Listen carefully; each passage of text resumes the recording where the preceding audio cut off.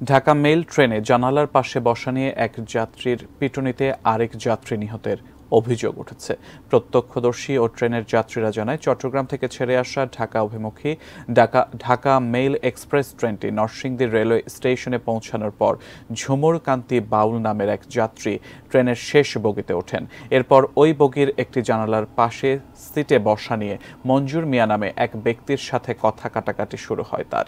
এক পর্যায়ে মঞ্জুর মিয়া ঝুমুর কান্তি বাউলকে লাথি এবং কিল ঘুষি দিলে সে অজ্ঞান হয়ে মাটিতে লুটিয়ে পড়ে।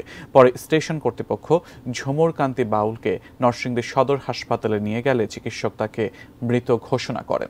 অভিযুক্ত ব্যক্তিটিকে রেলওয়ে পুলিশ আটক করেছে। এ বিষয়ে আইনি প্রক্রিয়া চলমান বলে জানিয়েছে পুলিশ।